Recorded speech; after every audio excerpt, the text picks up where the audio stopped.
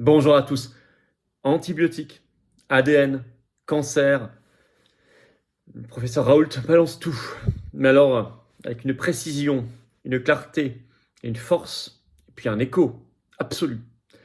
En voilà un qu'il ne fallait pas aller attaquer et titiller, ce qu'ont voulu faire les covidistes récemment, avec cette étude bidon sur les morts de l'hydroxychloroquine. Le professeur Molimar, porte-parole de tout cela dans les médias, ils ne font pas le poids.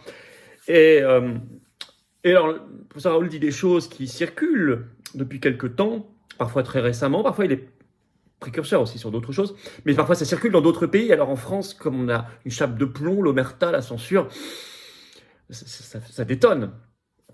Ça détonne, ça crée polémique, comme on dit, mais il va plus loin qu'il ne l'a jamais été depuis qu'on le connaît publiquement, tous, début 2020. Et on va parler dans cette vidéo. Ça doit nous amener à deux choses. Il y a bien un problème avec l'OMS. On va en parler, notamment sur les antibiotiques. Il faut quitter l'OMS. Il faut une coopération universelle, un partage universel des savoirs et des connaissances, bien sûr, mais pas une structure comme ça, supranationale de plus en plus, et de plus en plus soumise au conflit d'intérêts. Et deux, évidemment, la question des injections RNM se pose, plus que se pose. Il faut faire comme ce qu'a recommandé le médecin en chef de la Floride il y a quelques jours, arrêter tout ça. On va en parler. Tout ce que je vais vous dire là, ce sont des sources officielles, des choses qu'il a dit à la radio, à la télévision. Ça se retrouve souvent dans des vidéos sur YouTube. Il y a toutes les sources. On n'est pas une vidéo médicale. Cette chaîne ne l'est pas du tout. C'est de l'analyse politique avec un P majuscule, dans le sens de la vérité et de la justice. N'hésitez pas donc à faire circuler, n'hésitez pas à relayer, n'hésitez pas pour cela à vous abonner également ou réabonner à cette chaîne YouTube. C'est très important. C'est un petit bouton, s'abonner en dessous, c'est un clic, c'est gratuit. Hop, vous êtes abonné à la chaîne. Et grâce à votre abonnement, YouTube va faire mieux circuler, mieux recommander ces vidéos. Et on va aller toucher de nouvelles personnes qui ne nous connaissaient pas forcément encore. Ce qui est formidable. Comme ça qu'on crée de nouveaux résistants. Merci à vous pour vos abonnements ou réabonnements. Si YouTube vous a désabonné un jour, allez vérifier, ça peut arriver. Je suis le 31 janvier, mercredi, soir, dans l'Isère à Voiron, réunion publique, grosse réunion publique. Il y a un formulaire d'inscription sous la vidéo en description. Allez-y. Très important, j'ai hâte de vous voir. N'oubliez pas de le remplir, c'est important pour qu'on s'organise. Et puis, vous trouverez un autre lien sous la vidéo en description si vous voulez participer aux opérations de blocus du pays, si les paysans et routiers français s'y mettent, ce que craignent les services de renseignement français. Nous, on ne le craint pas, on l'espère. Est-ce que vous seriez prêt à y aller? Dites-le nous. Formulaire pour cela, c'est important qu'on sache aussi sous la vidéo en description. On y va. Professeur Raoult, il ne fallait pas l'embêter. Non, il ne fallait pas l'embêter. Il fait une tournée magistrale de grands médias en ce moment, plus toutes les interviews en ligne. Et sur plusieurs sujets, il met les points sur les i. D'abord, les antibiotiques, la pénurie organisée. Et là, on va aller directement sur une dénonciation formelle de l'OMS. Et tout ce que on reprochait à des soi-disant complotistes est en fait validé. Il sort un livre qui s'appelle Ni angélique ni diabolique, les antibiotiques. Et je vais vous lire, il a mis un tweet qui résume toute la thèse de son livre. Et rien que ce tweet, c'est de la bombe. Je lis le professeur Raoult. Le futur scandale des antibiotiques décrypté. Nous ne sommes pas en panne d'antibiotiques. Mais les antibiotiques les plus anciens qui ne coûtent rien, comme l'amoxicilline, sont impossibles à trouver car non rentables. L'OMS invente des crises fantasques. Il n'y a pas de marché pour vendre de nouveaux antibiotiques. Il faut affoler la population pour que les États financent la recherche sur les antibiotiques à fond perdu. S'il existait un marché et un besoin, l'industrie n'aurait pas besoin de mobiliser ses agents pour faire financer par les États des molécules rentables. L'antibiotique le plus prescrit à la surface de la Terre a des dizaines de milliers de tonnes, et le glyphosate qui ne détruit pas que les plantes mais change profondément le microbiote de nos écosystèmes, qui vient d'être reconduit par l'Union européenne pour 10 ans. Les antibiotiques sont un des domaines dans lequel l'ignorance des référents est devenue la plus importante. Je retiens, écoutez bien, l'OMS invente des crises fantasques. Il n'y a pas de marché pour vendre de nouveaux antibiotiques, il faut affoler, politique de la peur, la population. Je lirai son livre. Si je dois revenir sur tout cela, ou peut-être qu'on y reviendra dans un direct du vendredi soir, on le fera. C'est un sujet extrêmement important. Alors ensuite, il était à Toxin Média, une chaîne que je vous invite à suivre, ce 11 janvier, média alternatif de grande qualité. Et il a parlé là tous les problèmes sur la conception des injections Covid et les masses d'ADN qui se retrouvent dedans. En disant sur les effets de l'ADN sur le corps une fois injecté, je cite le professeur Raoult, on nage dans l'inconnu. Aucune des règles du Good Laboratory Practice n'a été respectée. C'est-à-dire les règles normalement d'usage, en bon français, pour mettre au point un nouveau traitement, ou un nouveau médicament, ou un nouveau vaccin. Aucune de ces règles n'a été respectée. Il ajoute la composition n'est pas connue. Écoutez cette phrase. Ce qu'il y a d'ADN, on parle d'ADN, pas d'ARN, dans ce vaccin, c'est effarant. On ne sait pas, ajoute-t-il, ce que fait cet ADN. Et on ne sait pas ce qu'il va faire à terme. C'est un facteur de cancérogénèse. Je vais y revenir là-dessus.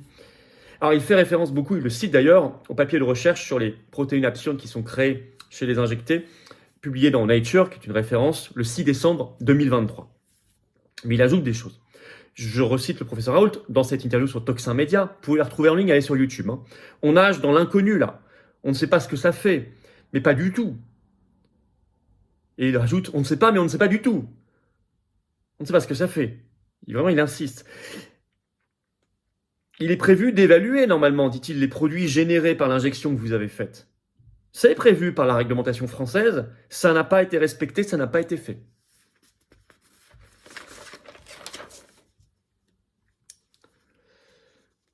Il parle donc de deux anomalies très très profondes eu égard à ce qu'est la loi. Un, on n'a pas évalué ce qui était vraiment généré dans le corps. Et deux, ce que je vous disais avant, la composition du produit n'est pas connue.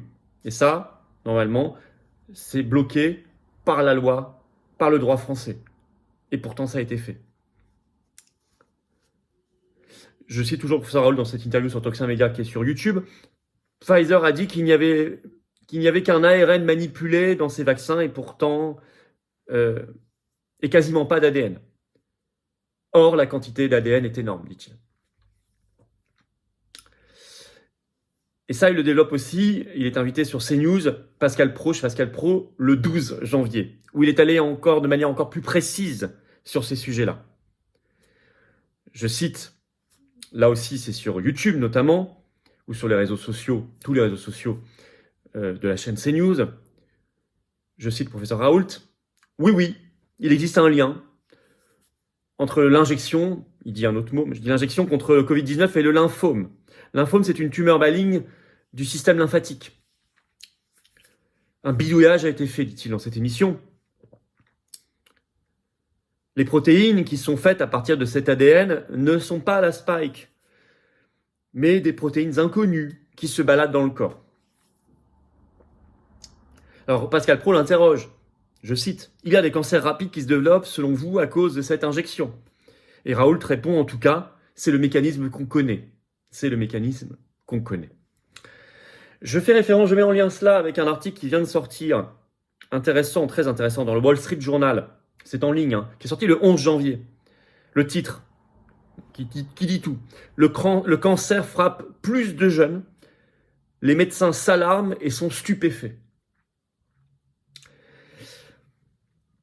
Et puis, dans cette même interview du 12 janvier, là, tout récemment, sur CNews, le professeur Raoult va aussi revenir sur toute cette cabale contre lui, en fait, derrière lui, contre les traitements. Dans ce contexte de l'étude actuelle sur les presque 17 000 morts, selon cette étude, liée à l'hydroxychloroquine. Alors, c'était sur CNews, donc le 12 janvier, il dit « Il faut 2 ans pour faire un vaccin et tester 1 million de personnes. Mais si vous dites non, tout le monde va mourir, sans solution alternative, alors vous pouvez faire Pfizer. » Vous comprenez ce qu'il veut dire? Il dit normalement, il faut au moins 2 ans, il faut tester sur 1 million de personnes. Mais sauf si on vous dit non, on n'a pas le temps, urgence, tout le monde va mourir, et en plus, il n'y a aucune solution alternative. Le cœur de la phrase est là. Il n'y a pas de traitement. Pas de traitement. L'hydroxychloroquine, ça tue plein de monde. Le reste, ça marche pas, ou ça tue des gens, etc. C'est de la poudre de perlimpinpin, c'est du complotisme, c'est du charlatanisme, tout ce qui a été dit. Alors, vous pouvez faire Pfizer, dit-il. C'est-à-dire un truc en 7 mois, 6 mois, voire un truc préparé à l'avance. Et voilà. Alors bien sûr, vous me direz, il avait mis ce tweet problématique. J'avais fait une vidéo spécialement sur ce tweet, je crois le lendemain. C'était un tweet qu'il a sur son compte, le 9 juillet 2021, où il recommandait, je cite, la vaccination systématique des personnels soignants. J'avais dit mon désaccord avec ce tweet, j'avais essayé d'expliquer aussi le contexte. C'est un moment où il allait perdre la présidence de l'IHU de Marseille, où il était sous pression énorme, il avait refusé de signer une tribune, il l'a expliqué, qui appelait à une injection généralisée dans toute la population. Mais il avait été à la limite de ce qu'il pouvait faire en termes de résistance, et il avait dû lâcher ce tweet.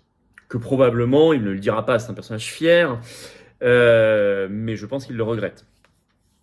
On ne peut que le regretter.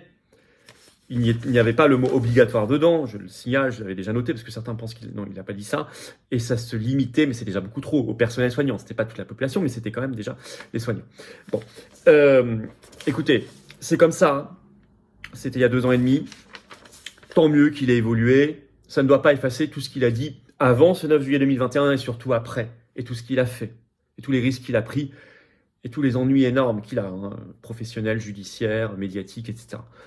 Voilà, je le dis parce que je sais que légitimement vous allez me parler de ce tweet dans les commentaires pour certains et vous aurez bien raison, il ne faut rien cacher. Mais je suis d'autant plus tranquille sur ce sujet-là que j'avais fait une vidéo spécialement sur ce tweet en disant les choses clairement. Mais je crois que là, en disant ce qu'il dit, avec la force et la puissance médiatique qu'il a, en le disant sans peur, sur tout ce que je viens de vous dire, les injections, mais aussi, vous voyez, les antibiotiques, l'OMS, tout ça, l'instrumentalisation de la peur, je pense qu'il se rachète largement. Largement. Bon. Dites-moi ce que vous en pensez en commentaire. C'est intéressant. En tout cas, n'hésitez pas à diffuser, parce que ça, vous ne l'entendrez pas aux 20h.